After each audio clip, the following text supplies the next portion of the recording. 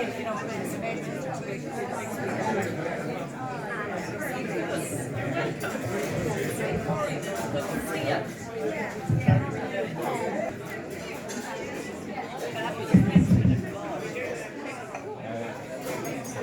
evening.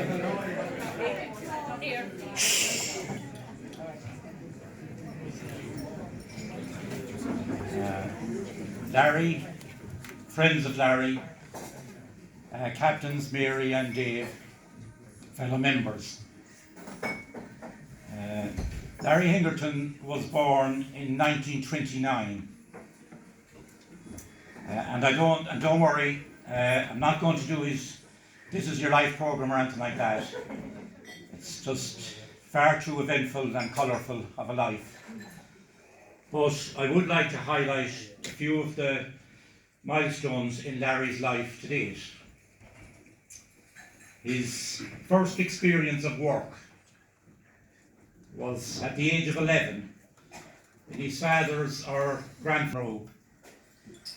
Back in the early 40s, the countryman had two things to do on a Saturday evening: go to confession and get a shave. And confessions were a stern affair. Sometimes hefty penance was dished out.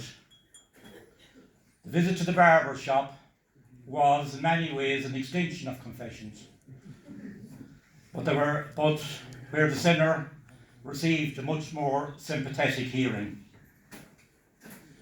The barber himself, of course, in those days had to be a good listener, a counsellor, a mentor, and dare I say it, a matchmaker.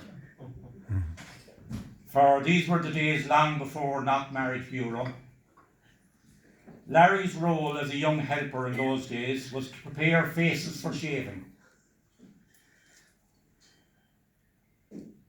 Lathering no less than 200 faces on a busy Saturday night before finally closing around 1 a.m.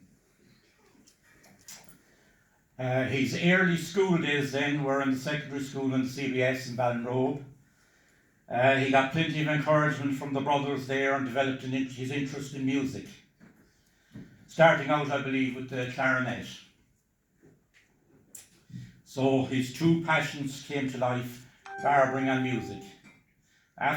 Shortly after completing his Leaving Cert in 1951, Larry moved to London to train as a barber at the Gents Hair Academy, and following a trade test, he secured work in the fashionable West End of London.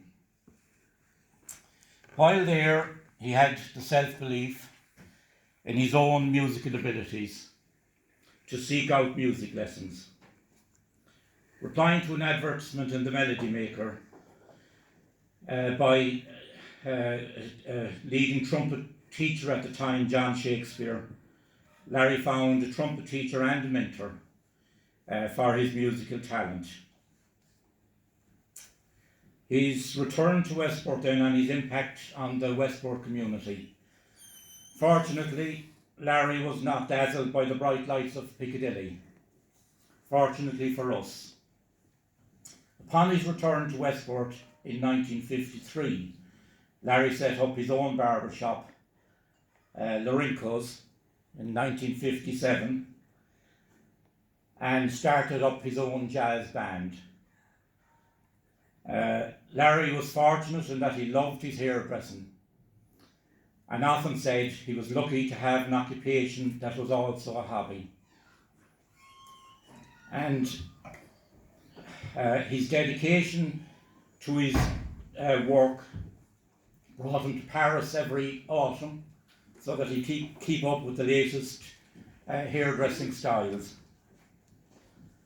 In 1976 then, I suppose it was no great surprise that Larry took up the position of a teacher of hairdressing with Anco in Sligo, where he trained many aspiring hairdressers from all over the region.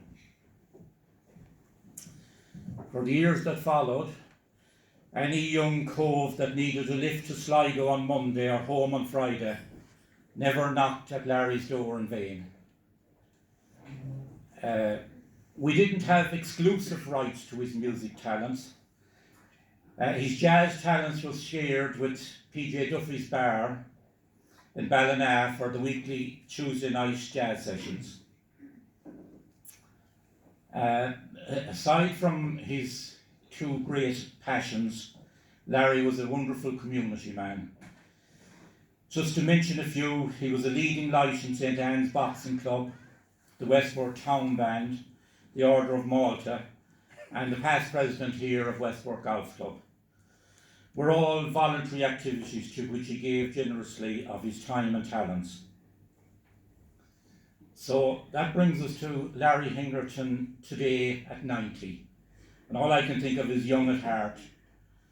For a man who has spent his life keeping up with the times, both in music and hairdressing, it's perhaps no surprise to find that Larry is not fazed by technological advances. Often to be found watching YouTube or checking his email or updating his Facebook pages. If I were to put a banner up here tonight for this party, I think I would say Ballinrobe by birth, but Westport by naturalisation. The mentoring skills, and young Jack Braz can vouch for those, that Larry picked up in those early days have stood him well throughout his life. We have always found Larry as affable, friendly, non-judgmental and willing servant of our community, going about his task in his own quiet, modest way. So I would like to call now on, and to thank also Maeve to make a little presentation to Larry. Maeve muted this idea in the first place and saw through with style and conviction. Thanks, Maeve, and I'd now call on you too.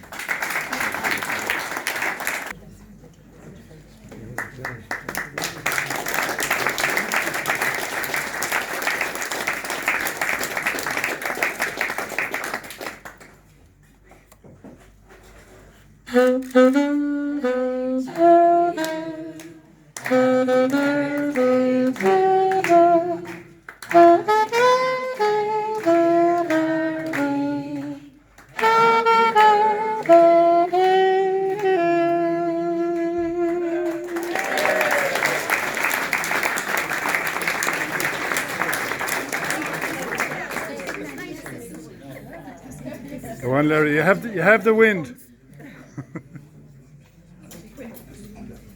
Mattie Quinn in Albany wrote this lovely poem, and I was asked to read it out.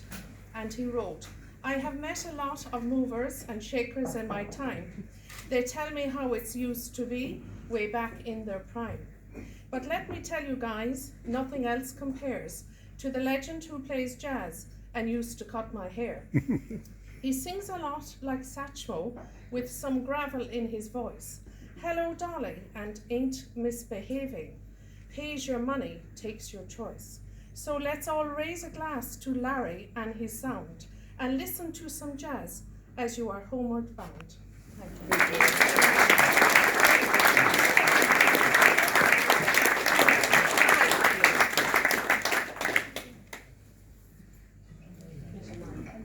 A few words, Larry. Have a few words. You're never stuck for words. Never stuck. Go on, then. Well, good evening, everybody. And, I don't know what to say. I just say thank you for coming here anyhow. And thank you, Vincent, for all the kind words you said. You blown me up. I have a halo in my head since. It's a great turnout this evening. I didn't expect anything at all. In fact, in my house we don't celebrate any kind of birthdays or anything at all in that line. So I was trapped into this. Maeve rang me and she said they were having prize giving. Will I come down? And they wanted a bit of music as well. So I was trapped into that, but never mind. Thank you, Maeve. It's all right to you.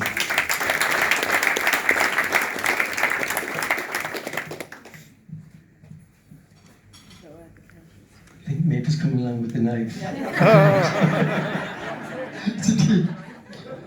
It's a dangerous weapon, this.